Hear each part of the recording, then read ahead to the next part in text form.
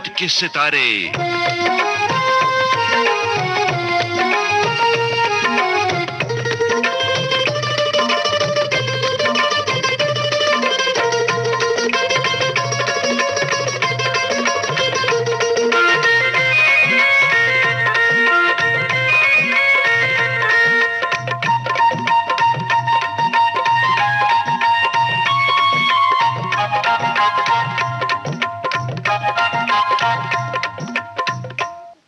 नमस्कार दोस्तों, सेल्यूलॉइड के सितारे प्रोग्राम में आज हम आपकी मुलाकात करवाने जा रहे हैं उस कलाकार से जो आपको अपना सा लगता है, कभी करमचंद के रूप में तो कभी मुसद्दी लाल के रूप में। उन्होंने कॉमेडी को एक नया आयाम दिया और फिर भी कॉमेडियन नहीं है, आप हैं राष्ट्रीय पुरस्कार विजेता अभिनेता पंकज कपूर जी। पंकज जी नमस्कार और स्वागत है आज के इस प्रोग्राम में आपका। नमस्कार, धन्यवाद। पंकज जी, ये बताइए कि देखने में आप एकदम सीरियस से अभिनेता कलाकार लगते हैं। ऐसे में आपने कॉमेडी, जैसे कि मैंने पहले कहा करमचंद, फिर टॉप 10 आता था प्रोग्राम, और अब हाल फिलहाल ऑफिस, आपने कैसे की? देखिए, कॉमेडी का हमेशा से मुझे शौक तो रहा ही है और कॉमेडी अभिनय का एक हिस्सा है, और इसको करने में बड़े मज़े भी आते हैं और बड़ा अच्छा भी लगता है। और कॉमेडी करने के लिए थोड़ा सेंस ऑफ ह्यूमर भी होना चाहिए आदमी में। तो आजकल के हालात और जिस तरह का समाज इस वक्त हमारा चल रहा है, उसमें इस तरह का कुछ किया जाए जिससे लोग थोड़ा हंसें, थोड़ा मुस्कुराएं, थोड़ा अच्छा महसूस करें, ऐसा करने की ख्वाहिश होती है बतौर एक अभिनेता के, जो चाहता है कि मेरी जनता जो है वो अपने काम के ज़रिए चीज़ों का थोड़ा मज़ा भी ले। तो इस वजह से कॉमेडी की तरफ भी रुख किया गया और उसमें आप बहुत ही सफल रहे हैं। धन्यवाद। पंकज जी, ये बताइए कि हम आपको थोड़ा सा पीछे ले चलेंगे आपके शुरुआती के दिनों में। इंजीनियरिंग में आपने टॉप किया है और ऐसे में आप एक्टिंग का आपका सफर कैसे शुरू हुआ? देखिए, मैंने प्री इंजीनियरिंग किया है, जो कि इंजीनियरिंग कॉलेज ज्वाइन करने से पहले का मकाम होता है। अच्छा। हाँ, उसमें मैंने कॉलेज को टॉप जरूर किया था, लेकिन काफ़ी मेहनत और काफ़ी अरसे के बाद। और शौक़ लेकिन हमेशा से मुझे एक्टिंग का रहा था। तो मेरे पिता कॉलेज में प्रोफेसर थे, उन्होंने मेरा साथ दिया और कहा कि तुम जो करना चाहते हो ज़िंदगी में करो। तो फिल्म इंस्टीट्यूट में और नेशनल स्कूल ऑफ ड्रामा में अप्लाई किया गया। नेशनल स्कूल ऑफ ड्रामा के बारे में उन्होंने ही पता किया था, मुझे नहीं मालूम था। फिल्म इंस्टीट्यूट वालों ने मुझे रिजेक्ट कर दिया था और नेशनल स्कूल ऑफ ड्रामा ने सिलेक्ट कर लिया था। और इस तरह से मेरी तालीम वहाँ पे नेशनल स्कूल ऑफ ड्रामा में शुरू हुई और 3 साल की तालीम हासिल करने के बाद मैं एक प्रोफेशनल एक्टर बन गया। और उसके बाद का मेरा सफ़र थिएटर और टेलीविज़न और सिनेमा का शुरू हुआ। यानी कि एक जगह एक्सेप्टेंस और एक जगह रिजेक्शन, लेकिन मंजिल आपकी वही थी, एक्टिंग। जी हाँ, एक्टिंग थी। शायद उस वक्त मेरी शक्ल उन लोगों को पसंद नहीं आई और मेरा कद काठ उन लोगों को पसंद नहीं आया। शायद उनकी समझ जो उस वक्त कहती थी वो ये थी कि एक ख़ास तरह का दिखने वाला इंसान ही अभिनेता हो सकता है, जबकि मेरे विचार में जिसको अभिनय करना आता हो या जो अभिनय के बारे में जानता हो वो अभिनेता होता है। शक्ल और कद काठ से कोई फ़र्क नहीं पड़ता। ज़रूरी नहीं कि आप हैंडसम, मतलब हीरो ही हो या फिर आपकी हाइट 6 फुट हो। हीरो वो आदमी होता है जो हीरो जैसे कर्म करता है। जैसे दुनिया के सबसे बड़े साइंटिस्ट 20वीं सदी के आइंस्टाइन थे, तो अगर उनको वैसे आप आम जिंदगी में मिले तो शायद वो किसी हीरो की तरह नहीं दिखेंगे, लेकिन साइंस के शायद सबसे बड़े हीरो थे वो। तो आप अपने कर्मों से हीरो होते हैं, आप शक्ल और सूरत से हीरो नहीं होते। तो ये बताइए पंकज जी कि आपने जैसे खुद कहा कद काठी का नहीं होना चाहिए कि आप एक्टिंग करें, तो आपके लिए ये प्लस पॉइंट हुआ या कहीं कहीं आपको मुश्किलात भी पेश आई? नहीं, देखिए, ये नज़रिया बदलने की बात थी।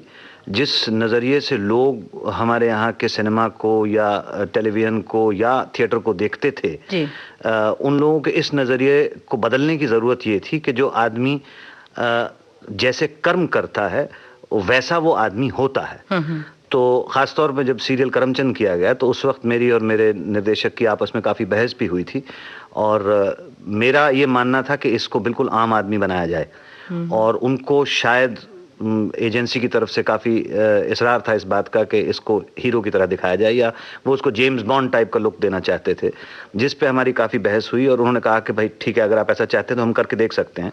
मैं ये चाह रहा था कि करमचंद इस तरह का आदमी होना चाहिए जो बहुत ही आम, अगर सड़क पर चलता हुआ दिखाई दे तो शायद कोई उसकी तरफ देखेगा भी नहीं। बिल्कुल। लेकिन जब वो अपना काम करता है तो अपने काम में इतना अच्छा है, इतना सक्षम है कि वो उस काम को करने की वजह से एक हीरो होता है, ना कि जैसा वो दिखता है या जैसे वो कपड़े पहनता है उसकी वजह से। क्या बात है, बहुत अच्छी बात कही आपने। इस मुकाम पर यहाँ आकर हम थोड़ा सा ब्रेक लेते हैं और सुनवाते हैं हमारे सुनने वालों को आपके पसंदीदा गीत। जरूर सुनवाइए। और पहला गीत होगा अभी न जाओ छोड़ करके दिल अभी भरा नहीं।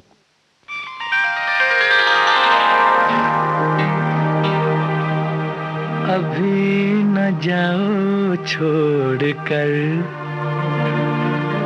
कि दिल अभी भरा नहीं। अभी न जाओ छोड़ कर कि दिल अभी भरा नहीं।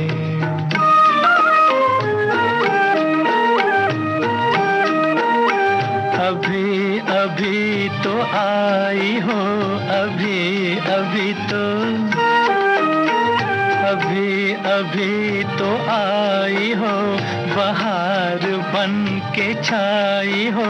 हवा जरा महक तो ले, नजर जरा बहक तो ले, ये शाम ढल तो ले जरा,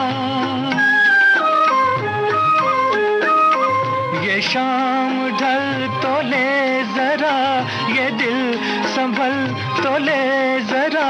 मैं थोड़ी देर जी तो लूं, नशे के घूंट भी तो लूं, नशे के घूंट पी तो लूं। अभी तो कुछ कहा नहीं, अभी तो कुछ सुना नहीं। अभी ना जाओ छोड़ कर के दिल अभी भरा नहीं।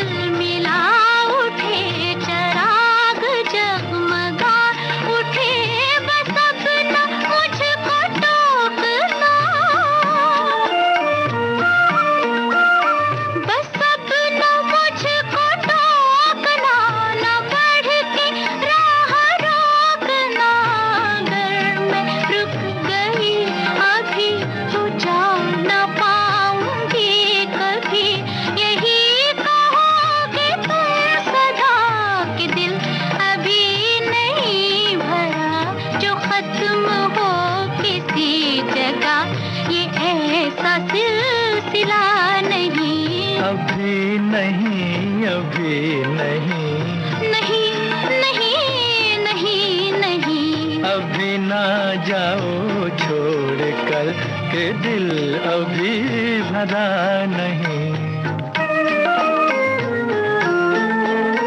अधूरी आस, अधूरी आस छोड़ के, अधूरी प्यास छोड़ के जो रोज यूं ही जाओगी तो किस तरह निभाओगी कि जिंदगी की राह में, जवां दिलों की चाह में कई मकाम आएंगे जो हमको आजमाएंगे।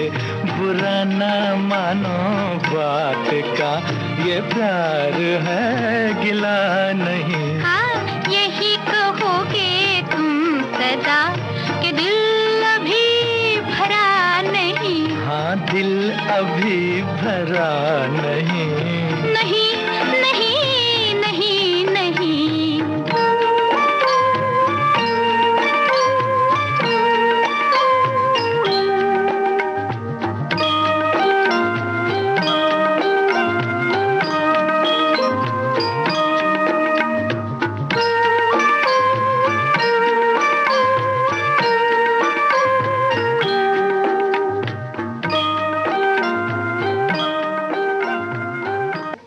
बहुत अच्छा गीत आपने सुनवाया। हमारे जो सेल्यूलॉइड के सितारे कार्यक्रम का सफ़र है जो शुरू हो रहा है यहीं से, हम आगे चलकर ये जानना चाहेंगे कि आपके फिल्मी जीवन का सफ़र कैसे शुरू हुआ। जब आप एनएसडी से आपने ट्रेनिंग तालीम हासिल की, उसके बाद आपने क्या किया, स्ट्रगल की होगी? हाँ, मैं एक्चुअली राष्ट्रीय नाट्य विद्यालय की एक रेपर्टरी कंपनी है, वहाँ पे बतौर अभिनेता एम्प्लॉयड था। जिस वक्त गांधी फिल्म के बनने का सिलसिला हिंदुस्तान में शुरू हुआ तो रिचर्ड एटनबरा जो उसके डायरेक्टर थे वो हमारे रेपर्टरी कंपनी के नाटक देखने के लिए आए और उन्होंने नाटक देखने के बाद एक रोल के लिए मुझे चुना अपनी फिल्म में। रोल तो बहुत छोटा सा था, गांधी जी के दूसरे सेक्रेटरी प्यारेलाल जी का। तो फिल्म में प्रेजेंस थी ज़्यादा, परफॉर्मेंस को बहुत खास नहीं था, लेकिन उस फिल्म के ज़रिए जो मौका मुझे मिला वो मौका था गांधी के रोल की डबिंग करने का। हिंदी में जो गांधी की डबिंग की गई है बेन किंग्सले के रोल की, वो मैंने की थी। उस वक्त तो वो बड़ा चैलेंजिंग काम था क्योंकि अंग्रेजी ज़बान से हिंदी ज़बान में आप डब करेंगे उसको और सिंक भी परफेक्ट होना चाहिए। और 22-1 साल की उम्र से लेकर करीबन 78-77 साल की उम्र तक के गांधी जी को आवाज़ के ज़रिए दर्शाना सिनेमा में, वो एक चैलेंजिंग काम ज़रूर था जो मुझे मिला। तो ये मेरा पहला मौका था या पहला चांस था फिल्मों के अंदर दाखिल होने का। हालांकि इस काम को करने की वजह से मुझे national school of drama repertory company से बर्खास्त कर दिया गया। हालांकि उन्होंने पहले इजाज़त दी थी काम करने की, लेकिन बाद में खुद ही जब आधी फिल्म हो गई तो उन्होंने कहा कि नहीं, अब आप इस फिल्म में काम नहीं कर सकते। तो मैंने सिर्फ यही लॉजिक दिया था कि आधी फिल्म में काम कर चुका हूँ, मैं कैसे छोड़ सकता हूँ। बिल्कुल। तो ये बात उस वक्त जो डायरेक्टर थे उनकी समझ में नहीं आई और मुझसे कहा गया कि आप रिज़ाइन कर दें। तो मैंने कहा कि मैं रिज़ाइन तो नहीं करूँगा, क्योंकि गलती मेरी नहीं है, आपने परमिशन दी है। तो उस वक्त मुझे टर्मिनेशन लेटर वहाँ से दिया गया और वहाँ से एक तरह से मेरा सिनेमा का सफ़र जो है उसकी शुरुआत हुई। अच्छा, तो वो उस टर्मिनेशन लेटर की वजह से फायदा हमारी फिल्म इंडस्ट्री को हो गया। अब वो फायदा हुआ है, नुकसान क्या कहना तो मुश्किल है। बहरहाल मैं आ गया और अब हूँ यहाँ पे। लेकिन आप यहाँ होने के बावजूद भी आपने पैरेलल सिनेमा को ज्यादा तरजीह दी है बजाय कमर्शियल सिनेमा में, जहाँ पर पैसा भी ज्यादा है या पॉपुलैरिटी भी ज्यादा है। जी देखिए, बात यह है कि जिस वक्त मैं बम्बई आया था उस वक्त मुझे काफ़ी फिल्में ऑफर हुई थी और बड़ी बड़ी कमर्शियल फिल्में भी थी उनमें से, लेकिन उनमें से किसी में भी रोल को बहुत अच्छा मुझे दिखाई नहीं दिया। और दूसरा मुझे ये खतरा लगा कि अगर मैं इन फिल्मों में काम करता हूँ तो या तो मैं विलन हो जाऊंगा या मैं बड़ा भाई हो जाऊंगा या हीरो का दोस्त हो जाऊंगा, जिस किस्म की आउटलुक के साथ हमारे यहाँ फिल्में बनती हैं। तो मैं नहीं चाहता था कि मैं बतौर अभिनेता किसी एक तरह के किरदार में टाइप कास्ट हो जाऊं। तो ये वजह थी फ्रैंकली कि मैंने ये तय किया कि भाई मैं टेलीविज़न करूंगा जिसमें मुझे मुख्तलिफ तरह के किरदार और मुख्तलिफ तरह के कैरेक्टर्स करने का मौका मिलेगा। तो ये बड़ी एक डिलिबरेट सी चॉइस थी जिसकी वजह से मैंने कमर्शियल सिनेमा जो है नहीं किया, ताकि मैं टाइप कास्ट ना हो जाऊं। अच्छा, मुझे याद आ रहा है 1984 में आपकी एक फिल्म आई थी एनएफडीसी की, बहुत ही लो बजट फिल्म थी मगर कॉमेडी की आज तक मानी जाती है कि बेहतरीन फिल्मों में से थी, जाने भी दो यारों। और उसमें आपने एक बिल्डर डेवलपर का किरदार निभाया था, तनीजा साहब का। तो और उसमें अच्छे अच्छे कलाकार भी थे, सतीश शाह जी थे, नसीरुद्दीन शाह थे। उस समय का कोई वाकया आप हमें बताएं, कैसा लगा था? उससे पहले हमने एक नाटक किया था, एक रुका हुआ फैसला नाम से। तो उसके जो डायरेक्टर थे वो मेरे मित्र भी थे, जिनके साथ मैंने सबसे ज़्यादा काम थिएटर में किया है, रंजीत कपूर साहब। वही इस फिल्म को लिख रहे थे। तो जब कास्टिंग की बात आई तो उन्होंने मेरा नाम सजेस्ट किया और दरअसल मैं फिल्म में ओरिजिनली जो रोल ओमपुरी साहब ने किया है आहूजा का, वो करने वाला था। अच्छा। लेकिन बाद में तनेजा का रोल जो कर रहे थे उनके साथ कुछ प्रॉब्लम हो गया, या तो इन लोगों ने बतौर दोस्त मुझसे कहा कि भाई इसकी बजाय अगर तुम ये रोल ले लो तो हमारे लिए आसान हो जाएगा। तो मुझे कोई एतराज़ नहीं था क्योंकि मुझे तो अभिनय करना था, किसी भी किस्म का रोल हो मैं उसमें अभिनय करूँगा। तो इस तरह से ये फिल्म मेरे हाथ लगी। उस फिल्म का एक किस्सा ज़रूर मैं आपको बताना चाहूँगा। उसमें एक सीन है जिसमें बिल्डर और कमिश्नर और ये सब लोग एक खुली लिफ्ट में ऊपर बिल्डिंग में जा रहे हैं और वो बड़ी खतरनाक किस्म की लिफ्ट थी। अच्छा। जिसमें हम सब लोग थे, क्योंकि सिर्फ एक तार से टंगी हुई थी और हम लोग कुछ 5वें-6ठे माले पहुंच गए थे और हैंग कर रहे थे हवा में, मतलब लटक रहे थे। तो शूटिंग ख़त्म हो जाने के बाद अगली शूटिंग हमारी कुछ 20वें माले पे थी। तो वहीं जो बिल्डर साहब के बेटे थे उन्होंने कहा कि इसी लिफ्ट में लद के ऊपर चलते हैं और ये लिफ्ट ऊपर लैंड कर जाएगी, लैंडिंग पे, वहां से आप उतर के फिर नीचे 2 फ्लोर उतर के चले जाइएगा। तो करीबन 20 लोग उस लिफ्ट के अंदर चढ़ गए, मेरे मना करने के बावजूद। लेकिन उसने कहा कि भाई कोई प्रॉब्लम नहीं है, इतना वेट तो चली जाता है। और फिर जब लिफ्ट 5वें 6ठे माले तक ऊपर गई तो जाके वहां हवा में अटक गई और हम सब लोग 20 के 20 लोग हवा में लटक रहे थे। और ये बिल्डर साहब का बेटा भी हमारे साथ था जी। और जब वो लिफ्ट वाले से कहता था कि भाई इसको ऊपर लो तो लिफ्ट वाला बाएं देखने लगता था, जब उससे कहता था नीचे लो तो दाएं देखने लगता था। फिर कुछ देर वहां लटकने के बाद उन्होंने कहा कि भाई इसको किसी तरह से बिल्डिंग के पास ले लो। अच्छा।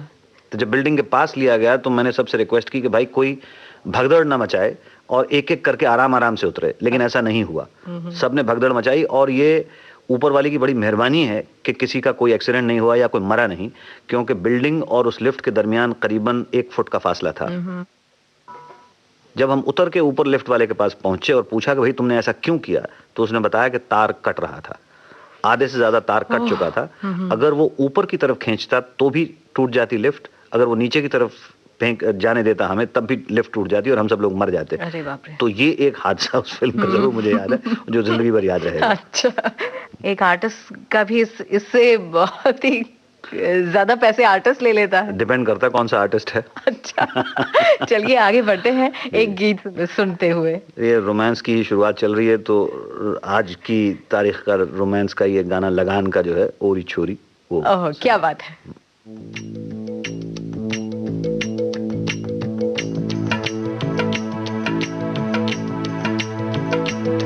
ओरी छोरी, ओरी छोरी मान भी ले बात मोरी, मैंने प्यार तुझसे है किया, हो तेरे बिन मैं जिया तो क्या जिया, हो तेरे नैनों में ये जो काजल है, सपनों का बादल है, मन तेरे ही कारण पागल है, ओ गोरिया हो। और छोरे दिल से निकले बोल मोरे, और छोरे दिल से निकले बोल मोरे, मैंने प्यार तुझी से किया, हाँ मैंने तुझको ही माना है पिया, ओ तूने थामा आज ये आंचल है, मन में एक हलचल है, मैं न भूलूंगी ये वो पल है, सांवरिया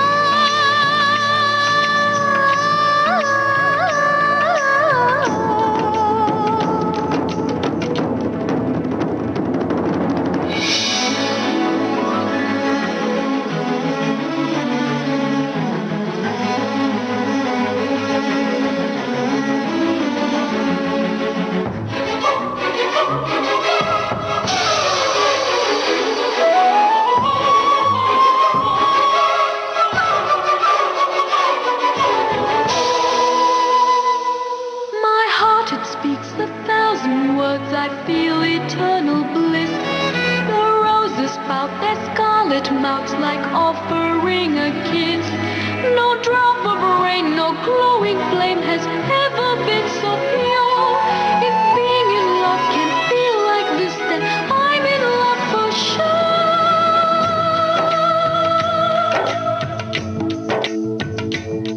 मोरे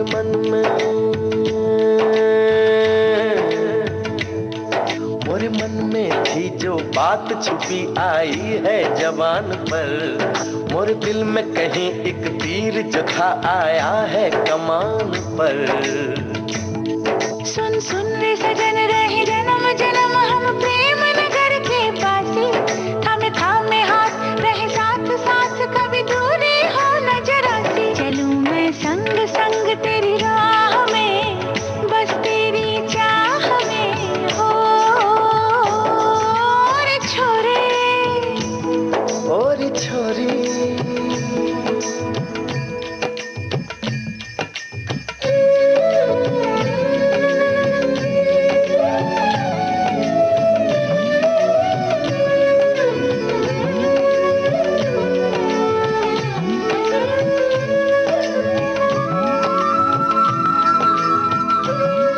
पंकज जी, इतने अच्छे गीत के बाद अब मैं आपसे ये जानना चाहूंगी कि आप अपने रोल्स का चयन किस तरह करते हैं? कुछ सोच कर करते हैं कि मैं इस तरह का रोल करूंगा, या फिर उसकी स्टडी कैसे करते हैं? देखिए, सबसे पहले तो जब भी कोई रोल आपको ऑफर किया जाता है तो मेरा इसरार ये रहता है कि स्क्रिप्ट दिया जाए। तो लोग इसको अजीब मानते हैं, हालांकि अब पिछले 2-3 साल से बहुत फ़र्क पड़ा है। ख़ास तौर पे जो यंगस्टर्स हैं जो फिल्म बनाना चाहते हैं, वो पूरी एक तैयार स्क्रिप्ट के साथ आपके पास आते हैं, और स्क्रिप्ट पढ़ने के बाद ये तय किया जाता है कि भाई ये इस तरह के सब्जेक्ट में पहले तो मैं काम करना चाहूँगा कि नहीं, फिर इस तरह के सब्जेक्ट में कौन सी भूमिका मुझे दी जा रही है जो मुझे निभाना होगी, उसमें मेरे लिए बतौर अभिनेता कुछ करने लायक है कि नहीं। अगर मुझे ये दोनों चीज़ें महसूस होती हैं और ऐसा भी महसूस होता है कि जो ये फिल्म बना रहा है उसको अपना काम आता है, तो फिर मैं वो उस फिल्म के लिए हामी भरता हूँ और काम करता हूँ। और जहाँ तक रोल के ऊपर काम करने का सवाल है, तो इसमें तो यूं ही कहा जा सकता है कि किसी ने मेरी दादी से एक बार पूछा था कि भाई आप पराठा कैसे बनाती हैं, तो वो कहती थी आटा गूंथती हूँ, उसके बाद उसको बेलती हूँ, उसको तवे पे डालती हूँ और घी डालती हूँ और पराठा तैयार हो जाता है। तो काम करने का तरीका किसी भी किरदार की तरफ तो एक ही रहता है। वो अब आप पे है कि आप उसको कितनी बारीकी से, कितनी मेहनत से, कितनी शिद्दत से, कितनी ईमानदारी के साथ अप्रोच करते हैं और उसके बाद उसको निभाते हैं। 1989 में एक फिल्म आई थी आपकी, राख। जी। बहुत ही बेहतरीन फिल्म थी, और इस फिल्म में आपको राष्ट्रीय पुरस्कार भी मिला था। जी। आमिर खान और आपकी शरीके हयात सुप्रिया पाठक जी थी जी। इस फिल्म में। जी। आपकी जाती जिंदगी का सफर क्या इसी फिल्म से शुरू हुआ था? नहीं, इससे बहुत पहले से शुरू हो चुका था, लेकिन इस फिल्म में हम लोग साथ काम कर रहे थे। मैंने और सुप्रिया ने जब भी साथ काम किया हमें हमेशा बड़ा अच्छा महसूस हुआ, क्योंकि अभिनेता होने के बावजूद हमारी ये कोशिश हमेशा रही है कि हम लोग जितना ज़्यादा नॉर्मल पारिवारिक जीवन बिता सकें उतना बिताएं, और जाहिर है कि अगर हम साथ काम कर रहे हैं तो हम लोगों को उतना ही समय एक दूसरे के साथ ज़्यादा मिलता है बिताने के लिए, और एक दूसरे को देख के एक दूसरे की खामियां, एक दूसरे की अच्छी चीज़ें एक दूसरे को बताई जा सकती हैं, जिससे एक दूसरे की इम्प्रूवमेंट के चांसेस बहुत रहते हैं। तो उस नज़रिए से इस फिल्म में साथ काम करना वाकई बड़ा अच्छा था, और उस वक्त के यंग डायरेक्टर थे जिनके साथ काम किया था, आमिर की भी पहली या दूसरी फिल्म थी शायद ये, तो बड़े अच्छे माहौल के अंदर काम हुआ था और बड़ी मेहनत और शिद्दत से किया गया था। अब यहाँ पर आप कौन सा गीत सुनवाएंगे हमें? अरे, मेहनत और शिद्दत के बाद कौन सा गीत सुना जा सकता है? लेकिन सिलसिला चूंकि अभी भी रोमांस का चल रहा था, इसलिए पंकज मलिक साहब का एक पुराना गाना है, ये रातें ये मौसम। ये रातें,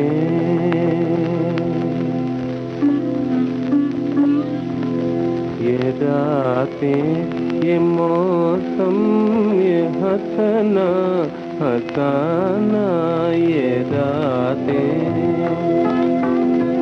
मुझे भूल जाना, इन्हें ना भुलाना, भुलाना, भुलाना, ये रातें, ये बहकी निगाहें, ये बहकी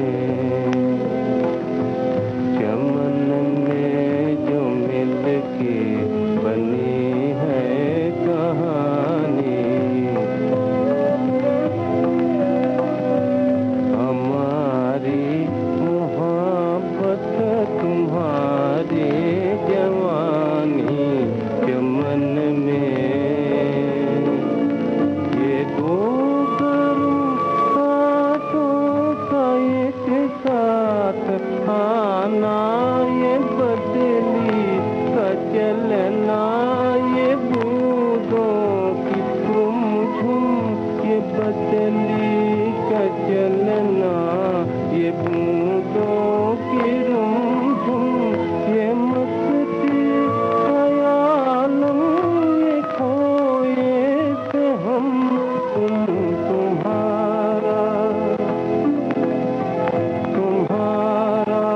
मेरे साथ ये गुनगुनाना, मुझे भूल जाना, इन्हें ना भुलाना, भुलाना, भुलाना, ये रातें। पंकज जी, आपकी फिल्मों की लिस्ट में एक से एक बेहतरीन फिल्में हमारे सामने हैं, और उनमें से एक और बेहतरीन फिल्म थी एक डॉक्टर की मौत, जी। जिसमें आपकी साथी कलाकार थी एक मंझी हुई कलाकार शबाना आजमी जी। अब इस फिल्म के बारे में और उनके साथ काम करने के बारे में आप हमें कुछ बताइए।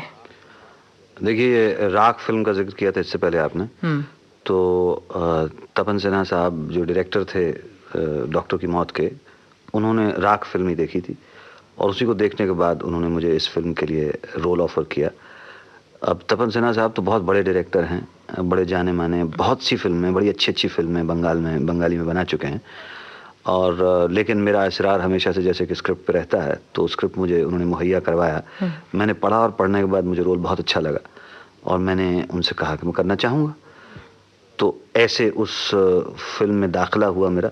उसके बाद उन्होंने मुझे बताया कि शबाना इसमें दूसरा रोल कर रही हैं, फीमेल कैरेक्टर कर रही हैं, और करीबन 40-45 दिन की शूटिंग थी हमारी बंगाल में। एक ज़्यादातर काम कलकत्ते में था और कुछ चांदीपुर में कुछ दिनों का आउटडोर था। तो शबाना बहुत प्रोफेशनल एक्ट्रेस हैं, और उनके साथ बड़ी ही अच्छी प्रोफेशनल रिलेशनशिप हमारी रही, और तपंदा बहुत ही अच्छे इंसान हैं, और ऐसे निर्देशक हैं जो अपने अभिनेता को बहुत सी छूट देते हैं, बहुत कुछ बात करते हैं, और ऐसा माहौल बनाते हैं उसके लिए जिसमें वो अच्छा अभिनय कर सके। तो कुछ टेक्निकल चीज़ें भी इस फिल्म के अंदर थीं, जिसको लेकर के कुछ डॉक्टर्स थे वहाँ कलकत्ते के लोकल, जिन्होंने हमारी बड़ी मदद की, और हमें उसके बारे में पूरा नॉलेज वगैरह दिया गया, जो कि इस किरदार को निभाने के लिए हासिल करना बहुत ज़रूरी था। तो बस फिर उसके बाद तो जैसे मैंने पहले अर्ज़ किया था कि पराठा कैसे बनता है, अच्छा। बस वैसे ही फिर ये रोल बनता चला गया। लेकिन ये बताइए कि इस तरह की आपने संवेदनशील काफ़ी फिल्में की हैं, जैसे रूही का बोझ भी है उनमें से एक। तो आप जब किरदार के अंदर डूब जाते हैं तो बाहर कैसे आते हैं? देखिए, अभिनय में ये बात बड़ी ज़रूरी है कि आप कितना भी डूब गए हों अपने किरदार में, एक धागा या एक थ्रेड जिसको कहते हैं, ऐसा हमेशा रहना चाहिए जिसमें आपको इस बात का एहसास रहे कि आप वो किरदार नहीं हैं। आप हैं तो पंकज कपूर ही, लेकिन आप उस किरदार को निभा रहे हैं। निभाते हुए जब आप उसको निभा रहे हैं, उस वक्त लोगों को ये न लगे कि आप पंकज कपूर हैं। तो वो एक हल्का सा धागा जो है आपके और आपके कैरेक्टर के दरमियान बना रहता है, और वो बनाए रखना ज़रूरी है। अगर ना रहे तो या तो अच्छा परफॉर्मेंस नहीं होगा, या फिर आप इतने उसमें डूब जाएंगे कि उसमें से निकलना मुश्किल हो जाएगा, और वो भी स्थिति अच्छी नहीं है, क्योंकि कर तो आप अभिनय ही रहे हैं ना। बिल्कुल। सेलुलॉइड के सितारे में आज आप सुन रहे हैं अभिनेता पंकज कपूर से नीता बाजपेयी की बातचीत।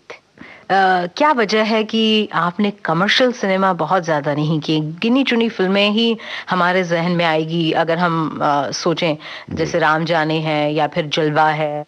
क्या वजह थी कि आपने कमर्शियल सिनेमा को ज़्यादा तरजीह नहीं दी, ज़्यादा किया नहीं आपने? देखिए, मेन वजह तो मैंने शुरू में ही अर्ज की थी कि मुझे इस बात का डर था कि मैं टाइप कास्ट हो जाऊंगा, एक ही तरह के रोल्स मुझे मिलने लगेंगे। एक वजह तो ये थी। दूसरी वजह ये थी कि जिस वक्त मैं आया था उस वक्त जिस किस्म का कमर्शियल सिनेमा चल रहा था उसमें स्क्रिप्ट भी मुहैया नहीं होती थी, तो मुझे पता ही नहीं रहेगा कि मैं क्या काम करने वाला हूँ फिल्म में, तो मैं क्या काम करूँगा। तो जिस दिन शूटिंग है उस दिन सुबह पहुँच के अगर मुझे बताया जाए कि भाई आप यूँ कर दीजिए, तो जाहिर है कि मुझे करना पड़ेगा क्योंकि मैं कमिट कर चुका हूँ। ऐसे हालात में मैं अपने आप को नहीं फंसाना चाहता था। मैं चाहता था कि जो भी मैं काम कर रहा हूँ उसके बारे में मुझे मालूम रहे कि मैं क्या काम कर रहा हूँ, तो मैं उस काम में या उस फिल्म में अपनी तरफ से बतौर अभिनेता और बतौर पंकज कपूर जो कुछ कंट्रीब्यूट कर सकता हूँ वो करूँ, ताकि मुझे at the end of the day ये महसूस हो कि हाँ भाई मैंने अपना काम ईमानदारी से किया है और मैंने सिर्फ जाके वहां पे जो मुझे कहा गया वो ही नहीं कर दिया है, बल्कि मुझे पूरे फिल्म के बारे में, उसकी कहानी से लेकर के हर चीज के बारे में मालूम था।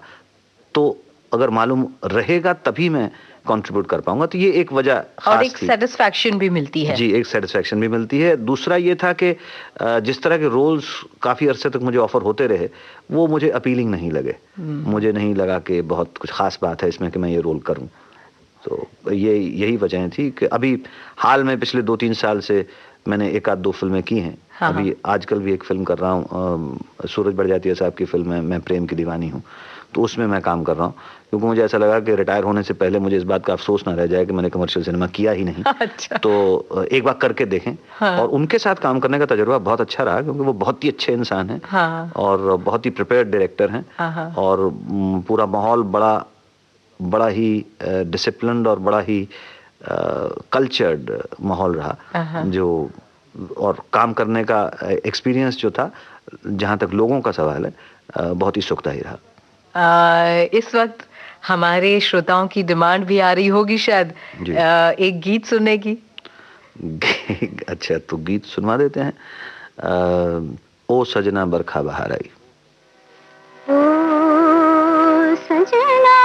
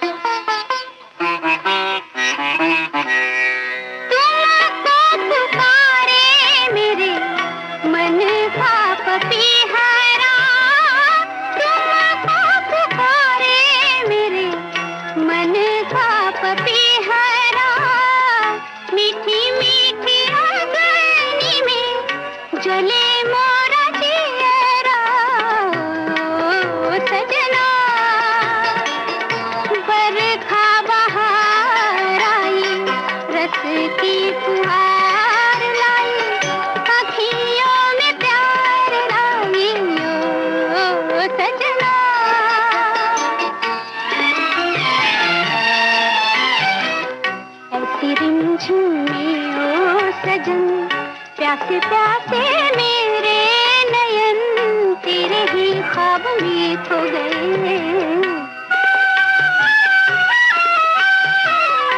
ऐसी रिमझिम में ओ सजन प्यासे प्यासे मेरे नयन तेरे ही ख्वाब में खो गए। सावली सलोनी घटा जब जब छाई, सावली सलोनी घटा जब जब छाई, अखियों में रहना गई नींदिया ना आई। ओ सजना बरखा बहार आई, रस की फुहार लाई, अखियों में प्यार लाई। ओ सजना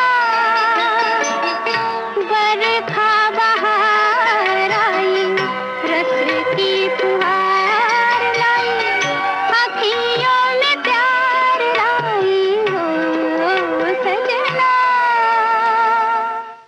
पंकज जी, ये बताइए कि अब तक के निभाए गए किरदारों में आपको सबसे चैलेंजिंग रोल कौन सा लगा? देखिए, रोल कोई भी जब सामने आता है तो एक चैलेंज तो महसूस होता ही है। हाँ, ये बात अलग है कि कुछ रोल ऐसे होते हैं जिनको निभा लेने के बाद जब आप देखते हैं तो आपको महसूस होता है कि इसमें काम करने का एक अलग अलग किस्म का लुत्फ महसूस हुआ आपको, और जहाँ तक आप पहुँच सकते थे उस किरदार की सतह तक, वहाँ तक पहुँचने की आपने कोशिश की, और वो कोशिश कहीं ना कहीं आपकी ऑडियंस या जनता के सामने तक पहुँची। तो उनमें से एक तो आपने जिक्र किया डॉक्टर की मौत का, रूई का बोझ, एक सीरियल मैंने किया था नीम का पेड़ नाम से, तो वो बड़ा चैलेंजिंग था मेरे लिए, क्योंकि एक तो अवधि मुझे बोलनी नहीं आती है और अवधि में वो काम करना था, और दूसरा एक ऐसे आदमी का किरदार था जो बेगार है, और ये आज भी जिसको बॉन्डेड लेबर कहेंगे हम आज के ज़माने में, आज भी लोग हैं, लेकिन वो कहानी चूँकि 40s की थी, तो उस ज़माने के दौर के अंदर उसकी अपनी सोच, उसकी अपनी समझ, उसका अपना बिहेवियर, उसकी अपनी एम्बिशंस, और ये सब चीज़ें दर्शाने में बड़ा ही एक अलग किस्म का लुत्फ महसूस हुआ। और एक और टेलीफिल्म मैंने की थी जो भी बहुत कम लोगों ने देखी है, उसको केतन मेहता साहब ने डायरेक्ट किया था, किसी एक फूल का नाम लो उसका नाम था।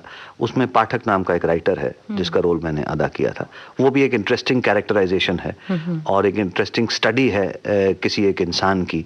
तो ये कुछ रोल हैं जिनको करने में बड़े मजे आए थे। आपने टेलीविजन सीरियल्स की बात कही है, तो यहाँ पर जहन में आ रही है आपकी हाल फिलहाल की सीरियल जो काफ़ी अरसे से चल रही है, और कैरेक्टर मुसद्दी लाल ऑफिस सीरियल का बड़ा फेमस हुआ है, बड़ा पॉपुलर हुआ है, लोग बहुत इसे पसंद करते हैं।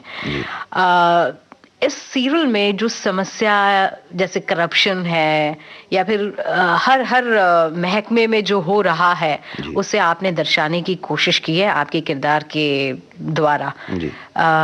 तो इस सीरियल के बारे में आप कुछ बताइए।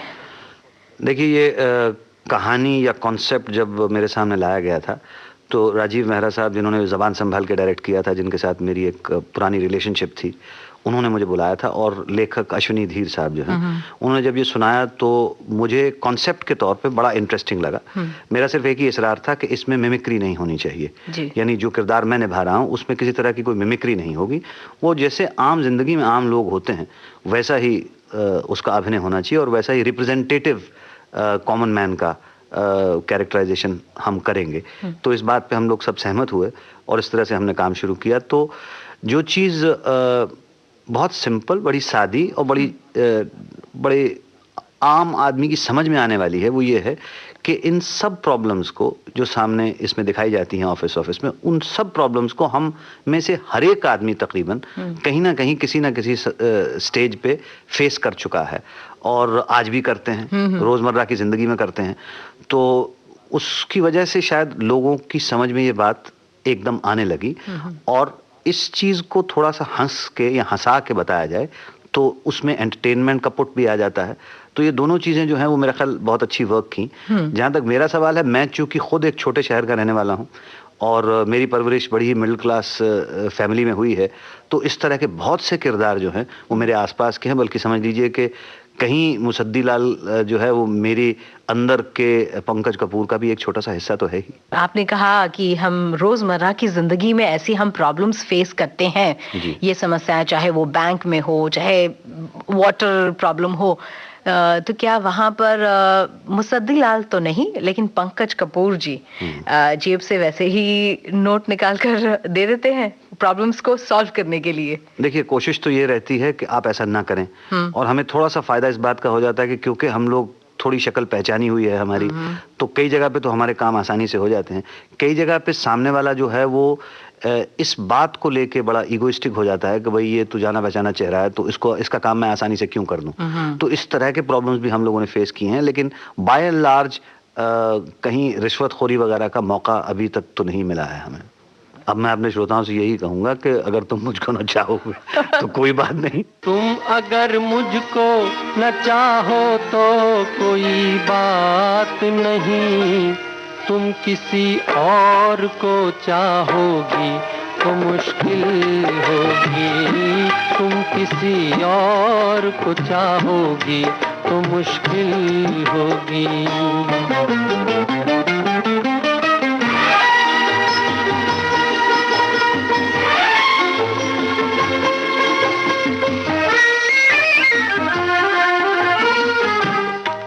अगर मेल नहीं है तो जुदाई भी नहीं, बात तोड़ी भी नहीं, तुमने बनाई भी नहीं। ये सहारा ही बहुत है मेरे जीने के लिए, तुम अगर मेरी नहीं हो तो पराई भी नहीं। मेरे दिल को ना सराहो, मेरे दिल को ना सराहो, तो कोई बात नहीं, तो कोई बात नहीं। गैर के दिल को सराहोगी तो मुश्किल होगी, तुम किसी और को चाहोगी तो मुश्किल होगी।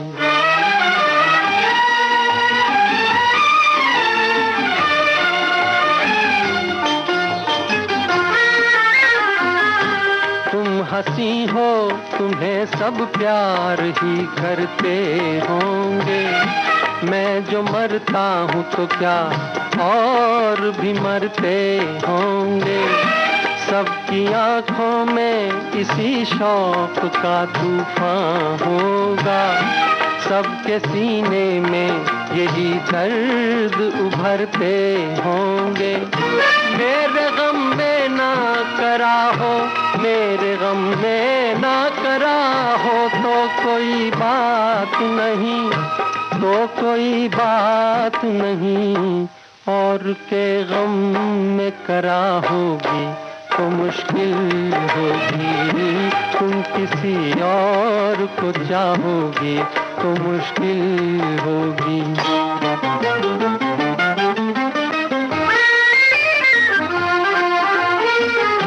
फूल की तरह हंसो, सबकी निगाहों में रहो, अपनी मासूम जवानी की पनाहों में रहो। मुझको वो दिन न दिखाना तुम्हें अपनी ही कसम, मैं तरसता रहूं तुम गैर की बाहों में रहो। तुम जो मुझसे ना निभाओ, तुम जो मुझसे ना निभाओ, तो कोई बात नहीं, तो कोई बात नहीं। किसी दुश्मन से निभाओगी तो मुश्किल होगी, तुम किसी और को चाहोगी तो मुश्किल होगी। पंकज कपूर जी, आपने बहुत सारी सीरियल्स भी की हैं, लेकिन एक सीरियल अभी चूंकि आपने कहा कि आप एक बहुत छोटे से शहर से आए हैं, वहीं पर जाकर शायद आपने शूटिंग की थी। अगर मैं गलत बोल रही हूं तो आप मुझे दुरुस्त करिएगा। मोहनदास BA LLB, जो हिमाचल की वादियों में शायद आपने शूटिंग की थी जी, और वो सीरियल आपने खुद डायरेक्ट की थी। जी मैंने खुद डायरेक्ट किया था। नहीं, मैं तो वैसे पंजाब लुधियाने का रहने वाला हूँ। अच्छा। लेकिन बचपन से जब मैं शायद 1 बरस का रहा हूँगा, मेरे फादर गो के प्रोफेसर थे, लेकिन हर साल हमें 2 महीने के लिए कश्मीर ले जाया करते थे। तो हमें पहाड़ों पे जाने का सिलसिला हमारा बचपन से ही रहा है। तो पहाड़ों से हमेशा मेरा बड़ा फैसिनेशन रहा है और बड़ी मोहब्बत रही है। और जिस वक्त मैंने मोहनदास बनाया था, उस वक्त के जो सीरियल्स उस वक्त चल रहे थे, उनमें अगर आप देखें तो सारे सीरियल्स कमरों के अंदर, सेट्स पे, कुछ जो कोठियां बंबई में मुहैया हैं उनके अंदर बनाए जा रहे थे। तो मेरी कोशिश ये थी कि हमारी जो ऑडियंस है, हमारी जो जनता है, हमारा जो दर्शक है, उसको कम से कम जो हिंदुस्तान के अलग अलग कोने हैं वो दिखाए जाएं, और हमारा जो बैकग्राउंड है विजुअल का वो खूबसूरत हो जाए और इंटरेस्टिंग हो जाए, मुख्तलिफ हो जाए, और हम इस किस्म का काम कर सकें जिसको कि जो दुनिया में सीरियल्स दूसरे किस्म के बन रहे हैं उनके मुकाबले में खड़ा किया जा सके। तो इसीलिए जब कहानी सोचनी शुरू की हमने, तो हमने मोहनदास को ऐसा किरदार बनाया जिसको कि अपने काम से निकल के पहाड़ों पे जाने का शौक है। तो उसके तहत ये लॉजिक क्रिएट हो गया कि कहीं ना कहीं जाएंगे, लेकिन इत्तेफाक ऐसा रखा गया कि वो जहां कहीं भी जाते हैं कोई ना कोई केस उनके सामने आ जाता है, जिसकी वजह से 20-22 करीबन एपिसोड्स हम लोगों ने हिमाचल के अलग अलग जगहों पे किए। उसके बाद में आपने खुद के और सीरियल्स क्यों नहीं बनाए? उसकी वजह यह है कि जो माहौल इस वक्त टेलीविजन पे चल रहा है उसमें काफ़ी तब्दीली आई है। उस वक्त लोग अच्छा काम करने के फिराक में थे, करना चाह रहे थे, हो भी रहा था। और अभी पिछले 2-3 साल से कुछ ऐसा हो गया कि जिस तरह की कहानियां चैनल्स को एक्सेप्टेबल हैं, जिनमें 80 से 90% कहानियां एक्स्ट्रा मैरिटल अफेयर से रिलेटेड हैं। उस तरह की कहानियों में मेरा कोई इंटरेस्ट नहीं है। एक बात ये। दूसरी बात ये कि अगर आप गौर करें हमारे अपने कल्चर के तहत, आज से 20-25 साल पहले हिंदी फिल्म के अंदर जब हम किसी वैम्प के कैरेक्टर को दिखाते थे या दिखाते थे कि कोई लड़की जो एक्स्ट्रा मैरिटल अफेयर में इन्वॉल्व है, तो उसकी एक इमेज हम बड़ी वेस्टर्नली किस्म की इमेज क्रिएट किया करते थे कि भाई ये इस तरह से ड्रेसअप होती है, इस तरह से बिहेव करती है। अब हमने ये दिखाया कि जैसे हमारे आसपास के माहौल की लड़कियां या माएँ या बहनें ड्रेसअप करती हैं साड़ियों में, सिंदूर में, जब वो भी इस तरह की हरकतें करने लगीं तो मैं ये नहीं कह रहा हूं कि ऐसा नहीं हो रहा था या नहीं हो रहा होगा, लेकिन जब आप उसको रिप्रेजेंट करने लगते हैं दूरदर्शन पे या टेलीविजन पे आप अपनी जनता के लिए, तो एक ऑटो सजेशन लोगों को मिलता है जिससे कि हमारे यहाँ के माहौल में बहुत तब्दीली आई है और फर्दर आएगी भी अगर इसके ऊपर कोई रोकथाम नहीं की जाएगी तो। मैं ये नहीं कहता हूँ कि कहानी के तहत आप इस तरह की कहानी ना कहें, जरूर कहें, लेकिन उस कहानी को फिर उस कहानी की सच्चाई के तहत कहें। उसको ऐसा ना बनाएं कि वो लोगों को देखने में सिर्फ सुखदाई ही लगे। ये बताएं कि उसमें दिक्कतें क्या हैं, उसमें परेशानियां क्या हैं और उसमें गलत क्या क्या है, ताकि आप सही वैल्यूज, सही चीजें लोगों तक पहुंचाने की कोशिश करें।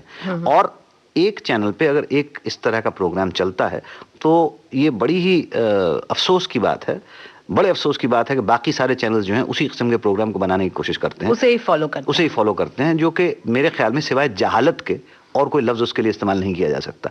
इसलिए क्योंकि अगर एक चीज एक आदमी बेच रहा है तो उसके सामने उसी चीज की दुकान क्यों खोल रहे हो भाई?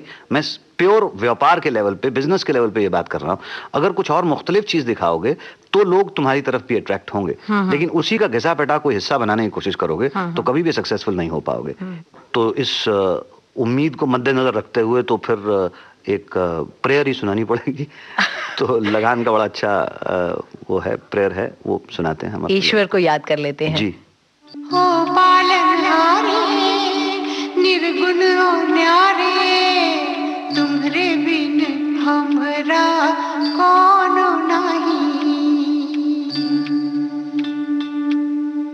हमरी उलझन सुलझाओ भगवन, तुम्हारे बिन हमरा कौन नहीं। तुम्हें हमका हो संभाले, तुम्हें हमने रखवाले, तुम्हारे बिन हमरा कौन नहीं। तुम्हारे बिन हमरा कौन नहीं। तुम्हारे बिन हमरा कौन नहीं।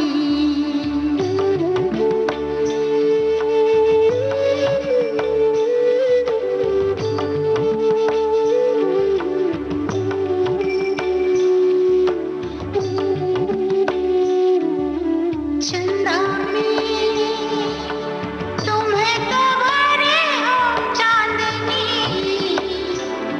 सूरज में उजाला तुम्हें से।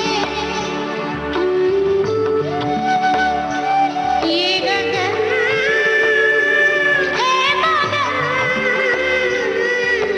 तुम्हें तो दिए हो ये सितारे भगवन। ये जीवन तुम्हें न सवारोगे तो क्या कोई सवारे। ओ पालनहारे निर्गुण और न्यारे, तुम्हारे बिन हमरा कौन नहीं। तुम्हारे बिन हमरा कौन नहीं।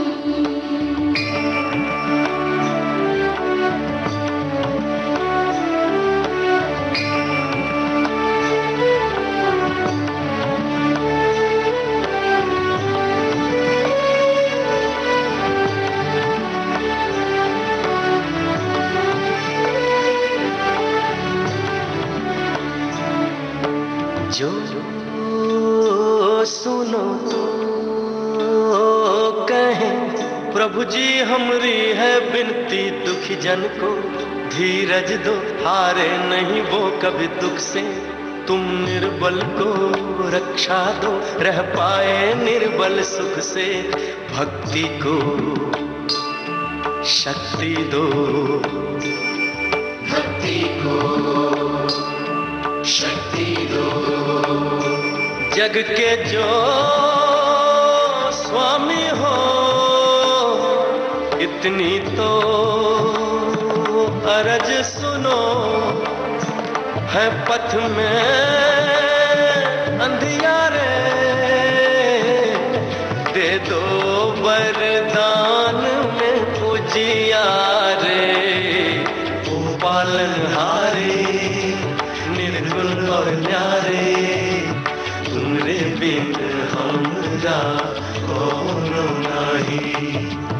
हमरी उलझन सुझाओ भगवन, तुमरे बिन हमरा कोनो नहीं। ओ पालनहारे निर्गुण और न्यारे, तुमरे बिन हमरा कोनो नहीं। हमरी उलझन सुझाओ भगवन, तुमरे बिन हमरा कोनो नहीं। तुमरे बिन हमरा कोनो नहीं। आपकी फैमिली में, आपके परिवार में ज्यादातर सभी सदस्य, ज्यादातर नहीं सभी सदस्य फिल्म इंडस्ट्री से, टेलीविजन इंडस्ट्री से जुड़े हुए हैं, स्टेज से जुड़े हुए हैं जी। आपकी बेटर हाफ सुप्रिया जी, आपकी सास जी जो थी, जिनका हाल ही में इंतकाल हो गया, दीना पाठक जी, बहुत ही स्टेज, टेलीविजन, फिल्म की उम्दा कलाकारों में से रही हैं। फिर नसीरुद्दीन शाह जी, रत्ना पाठक जी। तो ये बताइए कि घर में माहौल किस तरह का होता है? हमेशा जब अगर आप लोग बैठते होंगे डिनर टेबल पर या चाय कॉफी पर या नाश्ते पर, तो क्या फिल्म इंडस्ट्री ही होती रहती है बातचीत में? ज़्यादातर हम फिल्मों के बारे में या टेलीविज़न या थिएटर के बारे में बात नहीं करते हैं। हम लोग दूसरी चीज़ों के बारे में बात करते हैं, जैसे दाल कैसी बनी है, सब्जी कैसी बनी है, या कल का खाना कहाँ खाया जाए, या बच्चे क्या कर रहे हैं, कौन से स्कूल में पढ़ रहे हैं, अच्छा। उनको अच्छी तालीम मिल रही है कि नहीं मिल रही है, और आज के माहौल पे बातें होती हैं। हाँ, ये बातें ज़रूर होती हैं कि कितना इर्रिस्पॉन्सिबल किस्म का काम हो रहा है, और उसमें जितना भर भी छोटा मोटा अपने लेवल पे हम लोग अपनी तरह काम कर सकें उतना करें, उसी में खुशी हासिल करें, और उसमें जितनी जनता की समझ में वो बात आ जाए उनको समझाने की कोशिश करें, इस उम्मीद से कि ये जो हल्का सा क्या उसे कहते हैं, पानी का नाला निकला है, ये एक दिन नदी बनेगा और फिर समंदर बनेगा। पंकज जी, इस मोड़ पर मैं जानना चाहूंगी आपकी इंडिविजुअली, पर्सनली आपकी डिसिप्लिन के बारे में। हमने सुना है फिल्म इंडस्ट्री में कि आप भी बहुत डिसिप्लिन टाइप का काम करते हैं, समय पर सेट पर आना, समय पर जाना।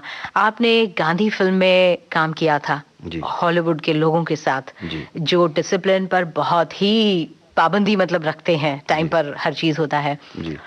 उसी के साथ साथ आपने एक फिल्म आई थी साउथ की, रोजा, जहां मणि रत्नम जैसे परफेक्शनिस्ट डायरेक्टर थे, और वो लोग भी डिसिप्लिन पर बहुत अहमियत देते हैं।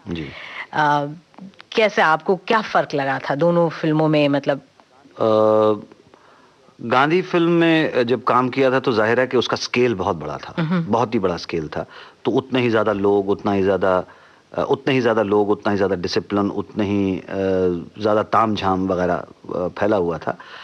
और मणिरत्नम साहब के साथ जब काम किया तो डिसिप्लिन की वहाँ भी कोई कमी नहीं थी, और उसी शिद्दत के साथ काम होता था, सिर्फ स्केल बहुत छोटा था, हम लोग बहुत कम लोग थे, और छोटे स्केल की ही फिल्म भी थी जिस पे काम किया जा रहा था। और मणि बड़े पैशनेट फिल्म मेकर हैं, वो अपने काम को बखूबी जानते हैं, और अपने पूरे यूनिट को अपनी मुट्ठी में रखना जानते हैं, और जो भी काम वो कर रहे हैं उसके बारे में वो पूरी तरह से जानकारी रखते हैं, और बहुत मेहनत के साथ, बड़ी ईमानदारी के साथ, मैं बार बार ये लफ्ज़ इस्तेमाल कर रहा हूँ क्योंकि यही एक्चुअली मेन चीज़ें हैं जो ज़रूरी हैं, जिसके तहत के अच्छा काम किया जा सकता है और आदमी सफल बने, और सफल हो सकते हैं आप उस तरह।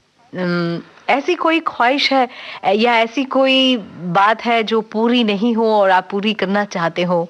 देखिए, वैसे तो मैंने जैसे अर्ज किया कि ख्वाहिशें तो उनका कोई अंत है ही नहीं, और लेकिन कहीं ना कहीं कोई अंत होना भी चाहिए, जैसा कि इस गाने में कहा गया है। मन रे तू काहे ना धीर धरे, ओ निर्मोही मोह न जाने, जिनका मोह करे। मन रे तू काहे ना धीर धरे।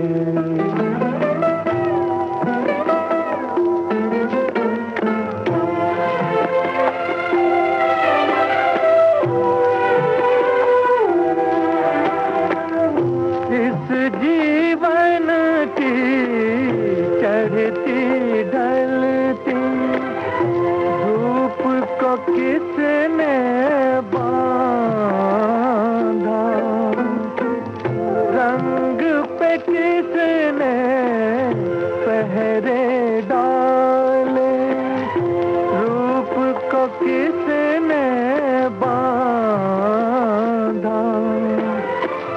काहे ये जतन करे, मन रे तू काहे ना धीर धरे।